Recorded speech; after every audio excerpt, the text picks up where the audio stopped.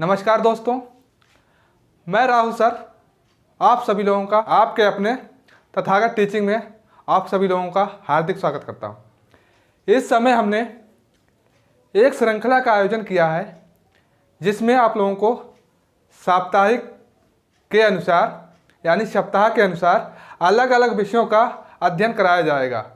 कई सारे क्वेश्चन उसमें देखने को मिलेंगे। आज का जो हमारा सप्ताह है तीसरा इस मासिक का, उसमें हम लोग भूगोल का अध्ययन करेंगे। भूगोल में पहला टॉपिक है हमारा प्रश्नों के माध्यम से भारत की स्थिति एवं विस्तार। इसके लमसम में 30 से 40 क्वेश्चन यहाँ से हम आपको करा देंगे जो पेपर की दृष्टिकोण से बहुत ही महत्वपूर्ण है। तो आइए दोस्तों देखते हैं आज का हम लोग प्रश्नों की सीरीज क्या है। तो प्यारे साथियों, आज का हमारा पहला प्रश्न है, कह रहा है प्राचीन मतलब आज से कई समय पूर्व, ठीक है। प्राचीन भारतीय भौगोलिक मान्यता के अनुसार भारतवर्ष किस द्वीप का अंग था? कई द्वीपों में विश्व का बंटवारा है और प्राचीन भारत पूछ रहा है उस समय भारतवर्ष था वो किस द्वीप का अंग था? तो कौन सा उत्तर हो जाएगा आपका? जम्बू द्वीप, ठीक है। उसके बाद आपका दूसरा प्रश्न जो बनता है पेपर में, क्या बनता है? सर्वप्रथम इंडिया जो शब्द है, इंडिया शब्द का प्रयोग भारत के लिए किस भाषा में प्रयोग किया गया? यानी जो इंडिया शब्द है आपका, सर्वप्रथम इंडिया शब्द भारत के लिए किस भाषा में प्रयोग किया गया? वह भाषा कौन थी? है ग्रीक भाषा। कौन सी भाषा? ग्रीक। उसके बाद तीसरा जो प्रश्न हमारा बनता है, भारत का विस्तार अक्षांशीय एवं देशांतरीय के दृष्टिकोण से। भारत उत्तरीय गोलार्ध, हमारा भारत, हमारी जो पृथ्वी है इस तरह से पृथ्वी है, ठीक है, वो दो गोलार्धों में टूटी है। दो गोलार्धों का मतलब है इस तरह से, ऊपर का हिस्सा है वो उत्तरी गोलार्ध कहलाता है, ये वाला हिस्सा उत्तरी गोलार्ध और नीचे वाला हिस्सा दक्षिणी गोलार्ध, ठीक है। उसके बाद क्या कह रहा है? भारत उत्तरी गोलार्ध, उत्तरी मतलब ऊपर वाला हिस्सा किसे क्या कहते हैं? ऊपर वाले पृथ्वी के ऊपर वाले हिस्से को क्या कहते हैं हम लोग? उत्तरी गोलार्ध, ठीक है। उत्तरी गोलार्ध में यानी ऊपर में 8 डिग्री 4 मिनट से 37 डिग्री 6 मिनट उत्तरी अक्षांश, यानी उत्तरी अक्षांश यहाँ पे, ठीक है, इधर साइड में उत्तरी अक्षांश, और 68 डिग्री 7 मिनट से 97 यानी 97 डिग्री 25 मिनट पूर्वी देशांतर के बीच स्थित है। एक प्रश्न आपका यहां से बनता है। उसके बाद अगला प्रश्न पेपर में कहां से बनता है, इसे देखिए। भारतीय मानक समय से कई तरह के क्वेश्चन बनते हैं। आइए देखते हैं। पहला क्वेश्चन बनता है कि भारतीय मानक समय कहां से लिया गया? कहां से? 82 डिग्री 30 मिनट से पूर्वी देशांतर से भारतीय मानक समय लिया गया। उसके बाद हमारा जो भारत का समय है, भारत के किस क्षेत्र से लिया जाता है? इलाहाबाद के समीप एक क्षेत्र है जिसका नाम है नैनी, ठीक है, वहां से लिया जाता है। उसके बाद यहीं से समय से एक सवाल और बनता है, IST यानी इंडियन स्टैंडर्ड टाइम और GMT यानी ग्रीनविच मेरिडियन टाइम, ठीक है। के समय में अंतर कितना होता? मान लीजिए यानी वहाँ 0 समय से शुरुआत हुई 1 बजने की ओर, तो वहाँ से हमारा समय कितना होगा आगे? 5 घंटा 30 मिनट समय हमारा आगे होगा, ठीक है। इसके बाद हम लोग इसे साफ करेंगे और नए क्वेश्चनों को यहाँ पे लिखेंगे, फिर आपको बताएंगे कौन से पेपर में क्वेश्चन बनते हैं, ठीक है दोस्तों। आ जाइए देखते हैं और क्वेश्चनों को। यहाँ से है, भारत का ध्रुव दक्षिण भाग की भूमध्य रेखा से दूरी कितनी है? ठीक है, क्या कह रहा है? भूमध्य रेखा। आप समझते हैं भूमध्य रेखा क्या होता है और रेखाएं पृथ्वी पर कितने प्रकार की होती हैं, ठीक है। मान लीजिए ये आपकी पृथ्वी है, यहाँ से पृथ्वी को बीचों बीच जो रेखा काटती है, पृथ्वी को बीचों बीच जो रेखा काटती है उसे क्या कहते हैं? भूमध्य रेखा। भूमध्य रेखा या विषुवत रेखा, ठीक है। उसके ऊपर 23.5 डिग्री, यहाँ पर कितनी? 23.5 डिग्री 23.5 डिग्री जो ऊपर रेखा होती है यानी उत्तरी ध्रुव, 23.5 डिग्री उत्तरी ध्रुव पे जो रेखा होती है उसे कहते हैं कर्क रेखा, ठीक है। और 23.5 डिग्री दक्षिणी पर कौन सी होती है, मकर रेखा। तो हमारा भारत यहाँ पर है, ठीक है, और यहाँ से यहाँ तक की दूरी पूछ रहा है यानी, ठीक है। आ जाइए, भूमध्य रेखा से दूरी कितनी है, ठीक। तो भारत को जो क्षेत्र है यहाँ से यानी यहाँ से यहाँ तक की दूरी कितनी है, 876 किलोमीटर, 876 किलोमीटर दूरी है यहाँ से यहाँ तक, ठीक। उसके बाद भारत की स्थलीय सीमा की कुल लंबाई कितनी है।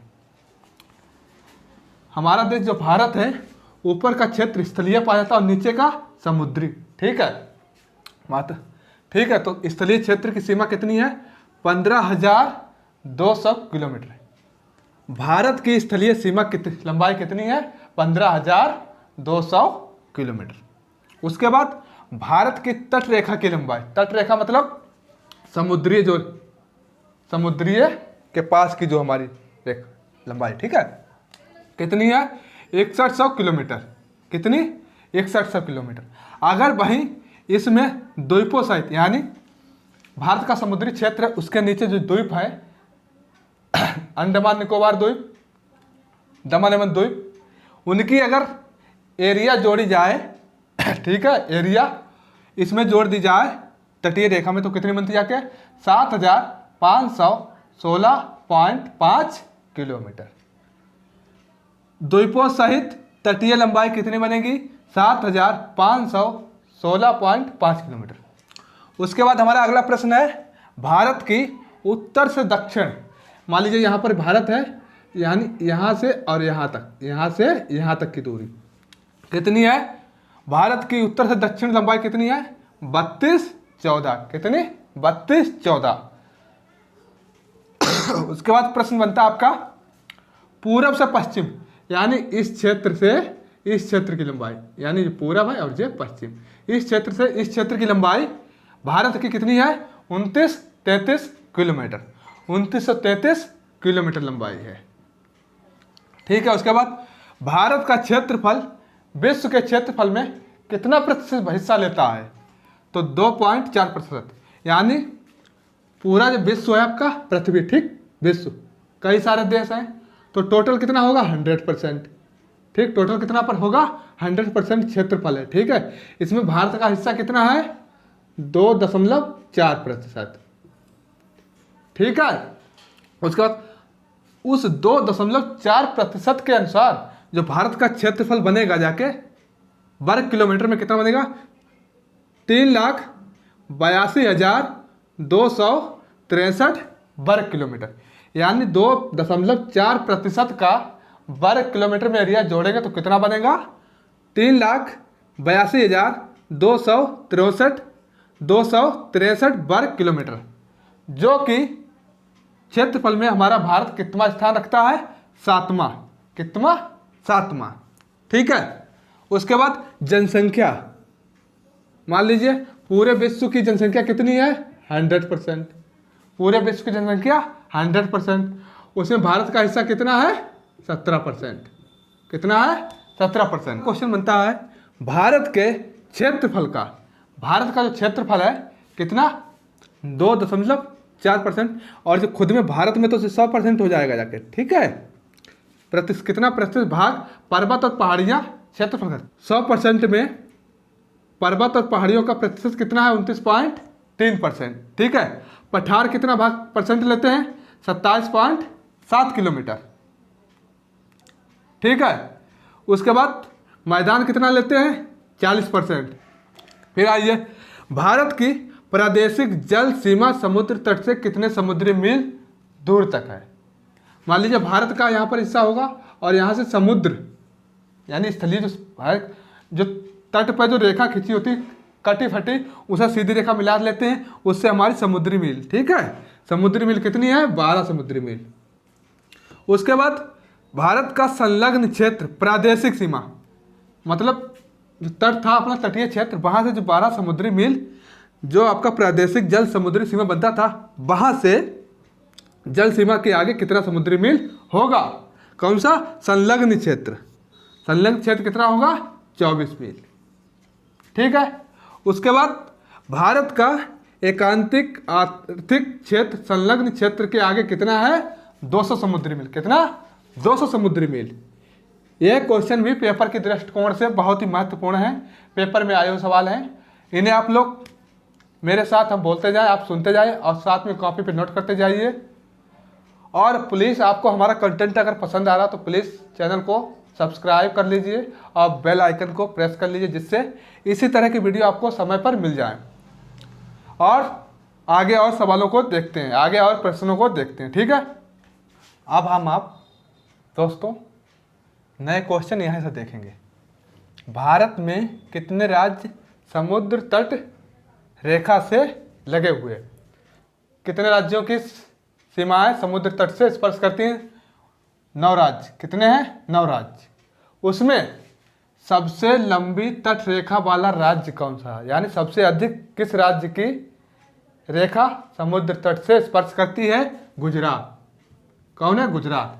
और सबसे छोटी तट रेखा वाला राज्य कौन सा है? गोवा। कौन सा? गोवा।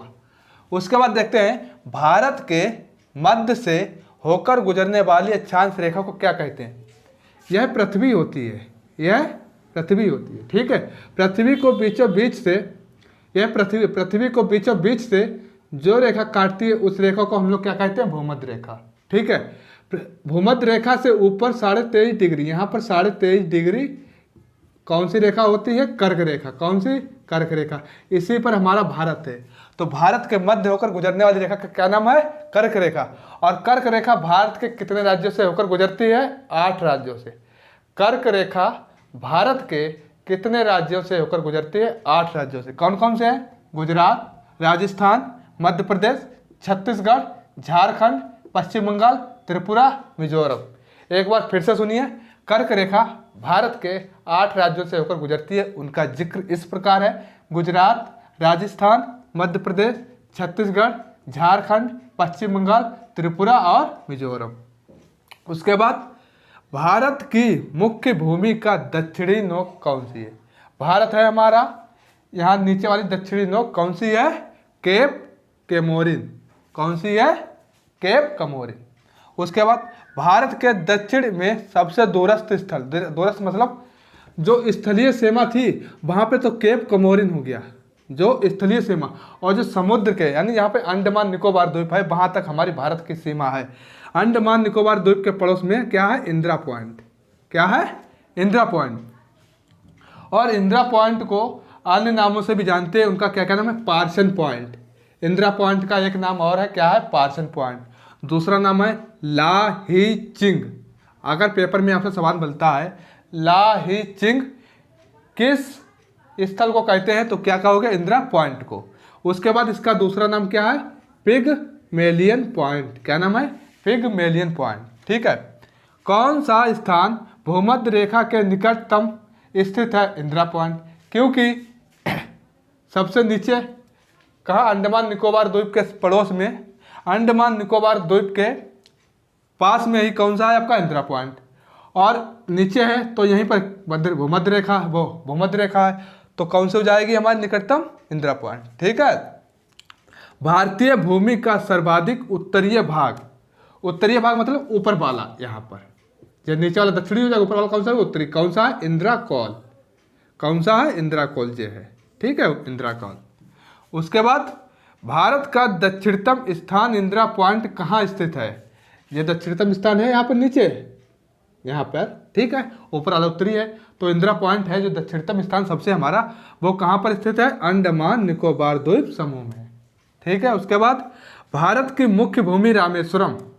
भारत की मुख्य भूमि है यहाँ पर, ठीक है, रामेश्वरम पड़ती एक जगह है। वो कौन सा द्वीप से अलग करती है? कौन सा द्वीप उससे अलग होता है? कौन सा है? पंबन चैनल। क्या नाम है? पंबन चैनल। एक है प्रश्न बहुत इंपॉर्टेंट प्रश्न है, आदम का पुल। कौन सा? आदम का पुल किन 2 देशों के मध्य स्थित है? आदम का पुल किन 2 देशों के मध्य स्थित है? तो कौन सा हो जाएगा? भारत एवं श्रीलंका। भारत एवं श्रीलंका। दोस्तों इन प्रश्नों को हम मिटाते हैं, उसके बाद नए प्रश्नों को आपके सामने फिर दिखाएंगे। तो दोस्तों आइए देखते हैं प्रश्नों को। 10 डिग्री चैनल किसके बीच स्थित है? एक चैनल है, रेखा है, उसको नाम दिया गया 10 डिग्री चैनल। तो छोटा अंडमान एवं कार निकोबार के मध्य के बीच स्थित है। ठीक है, उसके बाद डंकन पास, एक प्रश्न बनता, बहुत इंपॉर्टेंट प्रश्न है। डंकन पास किसके बीच स्थित है? दक्षिण अंडमान एवं छोटा अंडमान। ठीक है, उसके बाद द्वीप, एक द्वीप है कहाँ पर? गुजरात के तट पर। उसका श्रीलंका को भारत से पृथक करती है, ये क्वेश्चन बहुत इंपॉर्टेंट है। श्रीलंका को भारत से पृथक करती है कौन सी कौन सी खाड़ी? मन्नार की खाड़ी। श्रीलंका को भारत से पृथक करती है, पृथक मतलब अलग करती है। कौन सी खाड़ी? मन्नार की खाड़ी। दोस्तों, आज की क्लास को हम लोग यहीं पर समाप्त करते हैं। कल आपसे फिर से मुलाकात होगी एक नई कक्षा के साथ। अगर आपको हमारा कंटेंट पसंद आ रहा है तो प्लीज़ हमारे चैनल को सब्सक्राइब कीजिए, बेल आइकन को प्रेस कीजिए और प्लीज़ इसे शेयर कीजिए।